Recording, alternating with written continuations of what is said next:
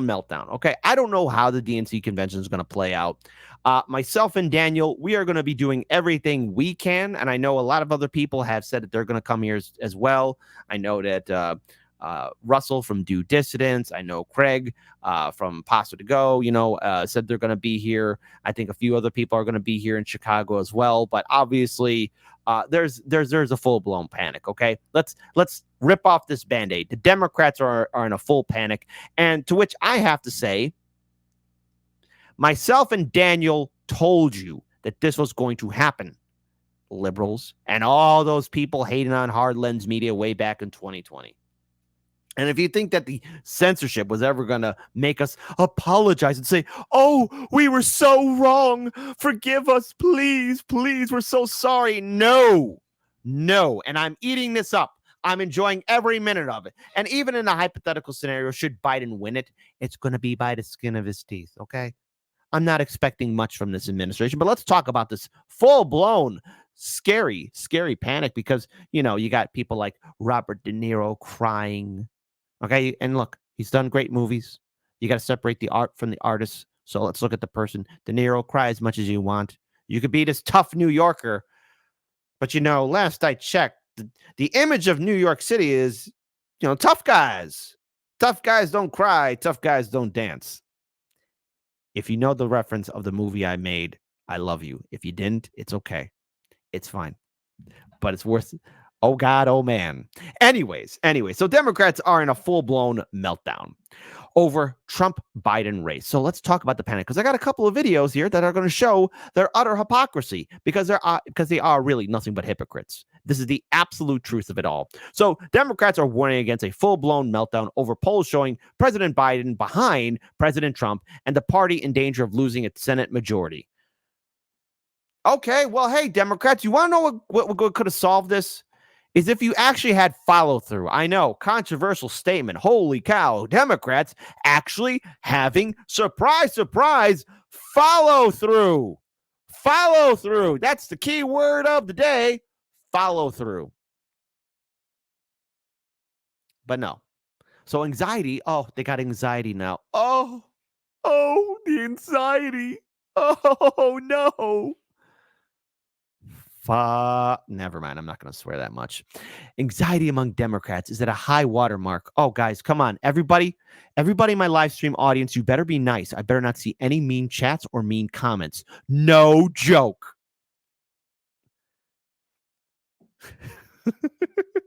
But leaders are used to it. Every cycle comes with severe bouts of tortured hand-wringing, including the 2022 midterms, when the party had a better outcome than expected. Oh, really? Well, okay. All right. I know that there are people freaking out, to quote Jimmy Dore, don't freak out. There always are.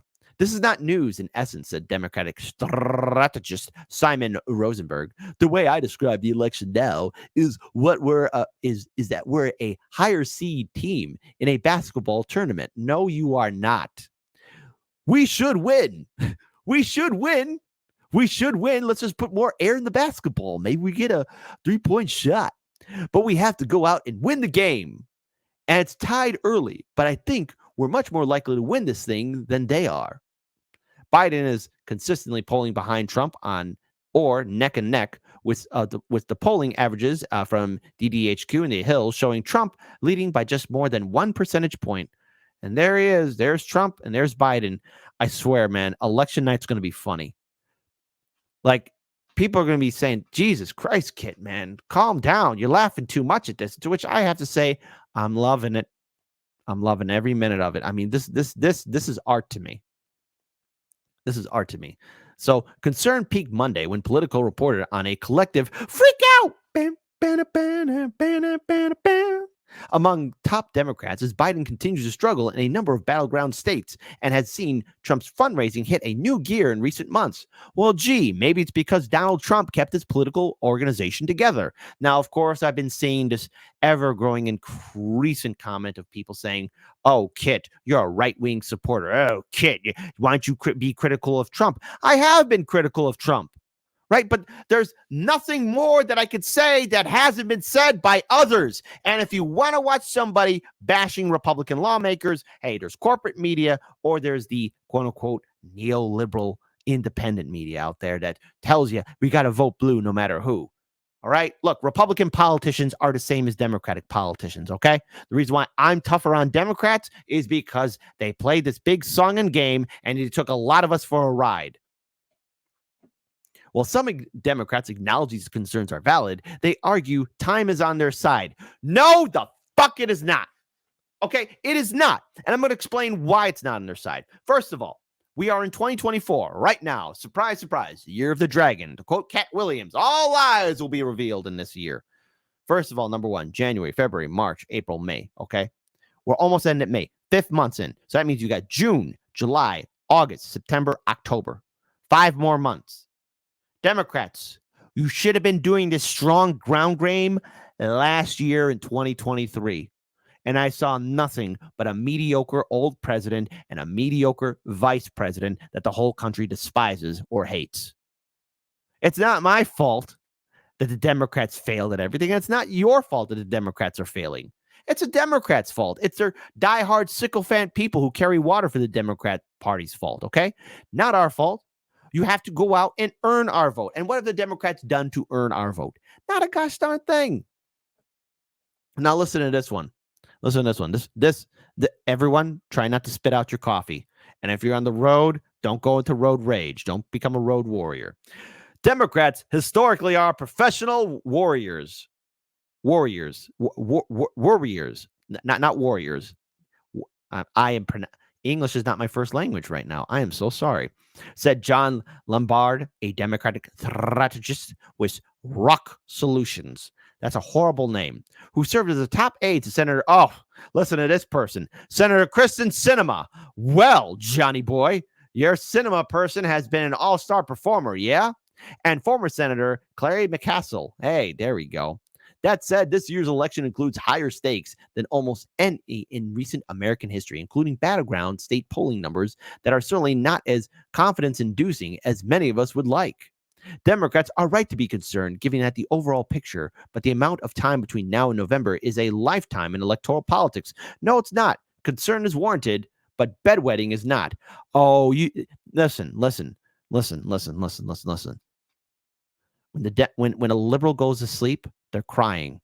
So their pillows are covered with tears, and their sheets are covered with piss and shite because they're scared. They're crying. They're crying because their bullying tactic ain't working. And listen, folks, I encourage all of you, if you're getting bullied by one of these vote blue, no matter who sycophants, push right back. Sometimes two wrongs do make a right. Jim Messina, a former President Obama's 2012 campaign manager, also conveyed optimism about Democrats reaching voters ahead of November. We've known since the beginning that this would be a close election, and the campaign is doing the work needed to reach the voters that Biden needs to win. The Biden campaign, meanwhile, is working to maintain a sense of calm, which operatives note is a hallmark of the president's operation. His advisors kept the faith during the perilous times of the 2020 Democratic primary and throughout the general election and came out victorious. Well, gee, first of all, Bernie was a cuck and gave up the Democratic primary in 2020. He's a nutless wonder. He never believed in his message, and he was going to be a loyal sheepdog for the Democratic Party. Simple as that. 1, 2, 3. If you don't like it, hey, it's the truth, okay? Even I've had to come to terms with how much of a fool Bernie Sanders truly was and what he was willing to do to sell out all of his supporters. My biggest regret now is that I've ever said any kind words about his campaign, and that's forever an L that I must carry, and I'm not proud of it. Not to mention all this stuff about, keeping the face during the primary.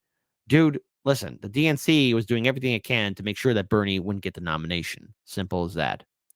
The Biden campaign has for months said it knows the election will be close, but has largely brushed off polling several months out. Right. Okay. Well, here, how about this? How about this right here? Hey, look, there's Kamala the cop and old man Biden. What's going on? How the Biden campaign is tackling its Black and Latino voter problem. You know what a lot of liberals are probably saying? How come those Black and Latino voters aren't voting for us? Why aren't they doing it? as they're sipping on their mimosas. How come they're not voting for us? Don't they know that we're the good ones? What a bunch of cucks. For months, polls have showed President Joe Biden is losing support among Black and Latino voters. Jeez, I wonder why. Democrats potentially handling former President Donald Trump a prime opening to steal longtime Democratic loyalists in November. Oh, yeah, because people got to be loyal to the party. Follow the orders. It's meant chest thumping by Trump and Republicans who boast that they are forcing Biden to defend what should be reliably Democratic turf. Oh, so if you're a Black person or a Latino person, guess what? Shut up, don't think for yourself, and vote Democrat. Now, obviously, I'm not a fan of the Republican Party because I don't believe in the two-party system at all. Break away from it. The Democratic Party and Republican Party are the same, and I will keep saying this for every single show, every single segment. They are the same. They are the same. They're friends with each other. George Carlin said it best. It's one big club, and you ain't in it. But they're saying to Black and Latino voters, don't break away. How dare you think for yourself? I would say, hey, vote third party and independent, or hey, don't vote at all. Trump held a rally in the Bronx, and AOC was probably crying. She was probably yelling at her boyfriend, like, make it stop, as she's throwing pots and pans at him. Hey, dude, blink twice if you need help. Continuing on, but the Biden campaign is pushing back on a stubborn narrative that an exodus of Black and Latino voters is on the horizon. It says it has a game plan to keep those voters faithful to the president and give him the upper hand come November. Interviews with more than a half of a dozen of Biden campaign officials and allies, including in battleground states, reveal a long-term strategy built on the premise that ensuring a strong Black and Latino voter turnout in November would take more than a year of work and planning. That meant investing early on ground operations and through targeted ads, including in Spanish, attempting to reach voters of color that the campaign couldn't in 2020, getting the president and vice president in front of local minority-owned news organizations and fanning out non-traditional ways like at bingo halls, local food drives, barbecues, and farmers markets. Oh la la, somebody get my wallet and my best Sunday outfit. I'm going to go to the farmer's market. Side note, I do like farmers. Should have some water. Sorry. I'm going to keep that cough in to show that I'm only human. They also contend that the narrative that Trump is attracting minority voters is over-talked and, so far, more talk than actual investment on the ground or on the airwaves. Biden campaigns knows the importance of showing up, investing in our communities, and earning every single vote, said Quentin Fulks, Biden's principal deputy campaign manager, said in a statement. We're making massive, historic investments to reach the voters who will decide this election, and we are doing it along the president's historic record of fighting for and delivering for our communities. While some within Biden's campaign team acknowledge they cannot take anything for granted, given that his numbers have slipped among Black and Latino electorates since 2020, they're confident that the infrastructure they built across battleground states is so deep, no pun intended, and so strong that Trump will not be able to catch up. Well, let's go back in time for a second, folks. We're going to time travel. Kit, we're going to time travel? How far are we going to go back? We're not going to go back far, my lovelies. We're going to go back to the innocent month of April 10th, 2024. That was last month. What? What's going on? Because, hey, look, these are undecided voters. And they're going to piss off Mika and Morning Blow on MS or BS DNC. Yeah, let's play this video here. I want to show two more. The undecided voters were also asked how they think President Biden is doing on the economy. Take a listen. I think he's been absolutely disastrous for the economy. I agree. Raise your hand if you think President Trump's policies on the economy would be better for your family personally. Raise your hand. All right. So that is everybody. President Biden argues that his economic record has been very good. He said President Trump's was not as good. What are you keying off of? Sean, since you had the best smile in Virginia, the second best smile, what are you keying off of to say President Trump's economic policies would be better for you? My past performance of my 401k. I know it was post 2020 and everything kind of flipped around, but you can't blame everything on 2020 for forever. We have areas here in Pennsylvania. Oof. You got so many people out there Because it's not just black and Latino voters that are leaving. It's white voters, it's men, women, young and old. All the generations are giving a middle finger to the Democratic Party. Why? Because they never followed through. But don't worry. AOC said he's exceeding expectations. It's all good. Don't worry. Everybody, stop crying and stop pissing the bed. Pennsylvania, where it's just at a standstill right now. Like, things are supposed to be being built and the interest rates are just way too high for people to invest and start moving around. And Virginia, just staying with you, because Pennsylvania is near and dear to Joe Biden's heart. Are there Biden policies that you would blame for the problem? And Also, live in the great state of Pennsylvania, run, because Biden's going to be sniffing you. so what are they?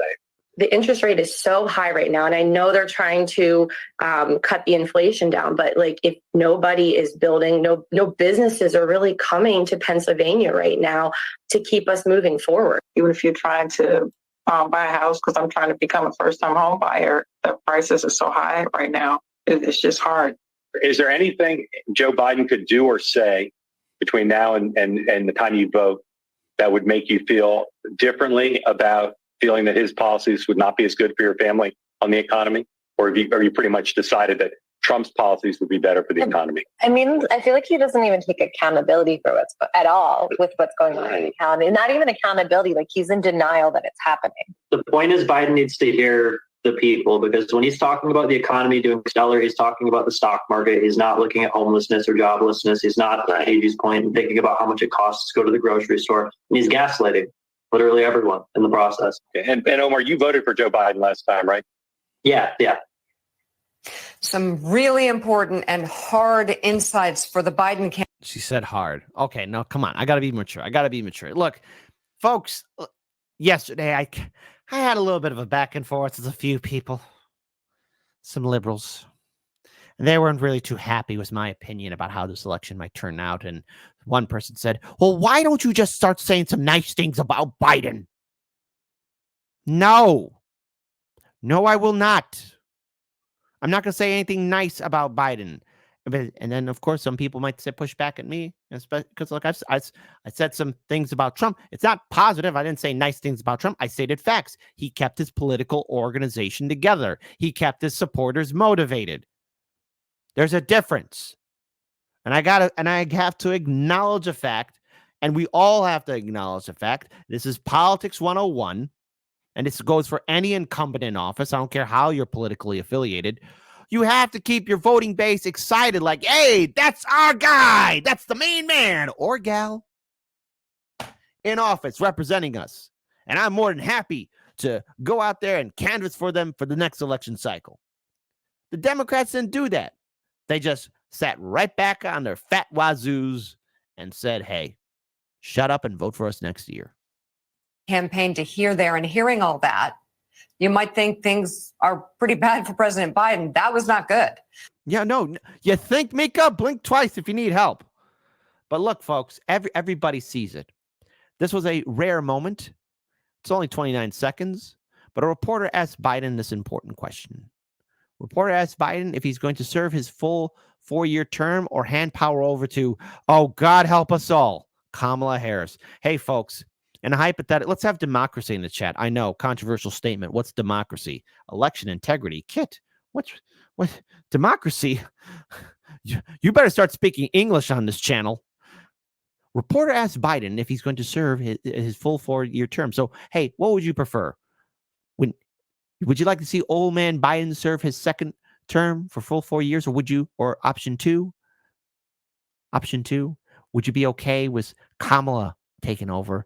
Or option 3, oh, God help us all, man. I'm making a fallout shelter because we ain't going to make it.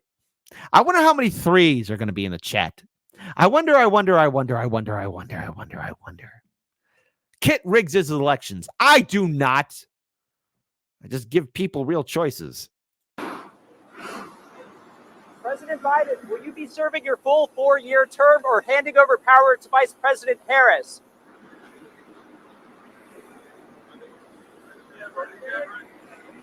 All 4 years or handing over? I can't hear you. Could you approach? So Biden say, "Hey, are you okay? You fell on your head or something?" I know about brain damage. Jesus, he always looks so frail and old. But hey, folks, when you have people like Kamala, Vice President Harris, we are now making it so medical debt can no longer be included on your credit score. Isn't that something? Medical debt will no longer impact the person's ability to get a car loan, an apartment lease, or a home loan. Well, how about this? How about like a full-on Medicare for all? How about like so people don't go into medical debt, period? Boy, oh boy, wouldn't that be a sight to see? And again, shout out to Angel. He's part of the INN crew, doing some good stuff. That's such a classic Obama incrementalism. Oh, well, we won't give you a single pair, but at least your massive medical debt won't count against your credit score. America is really screwed. Yes, it truly is. So here's Kamala Harris. Now, obviously, the volume's too low on this one. You might be able to hear a little bit of it, but I'll raise the volume for it when I clip this video segment. And under Joe Biden's leadership, finally, we took on Big Pharma and finally gave Medicare the power to negotiate drug prices.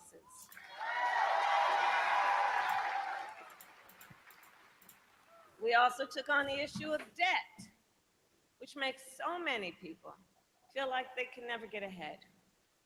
Take, for example, medical debt. We are now making it so medical debt can no longer be included on your credit score.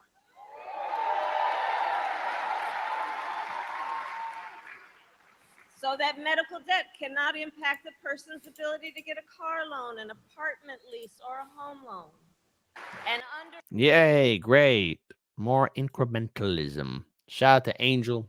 Shout out to the whole crew of INN, and shout out to all you lovely, beautiful people. What can we learn from this? They're in a panic.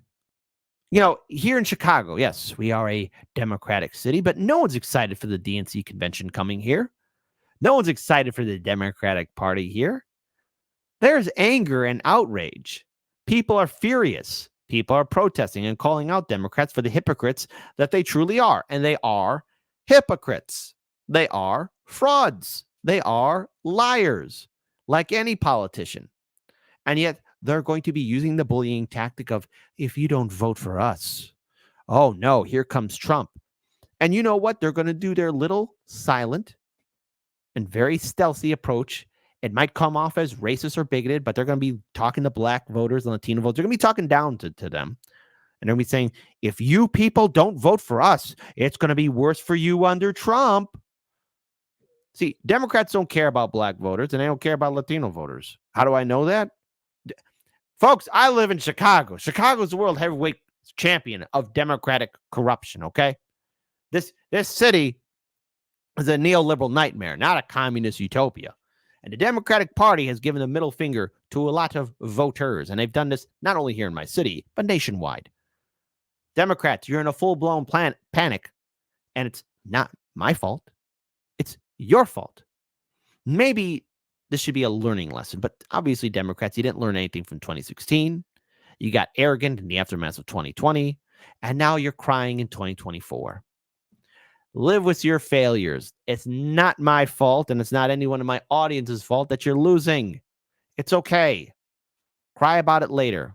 I'll be laughing about it and eating a nice ribeye steak on election night. That's what I'm going to do. See, I'm going to be a real winner on election night because I get to do what I want.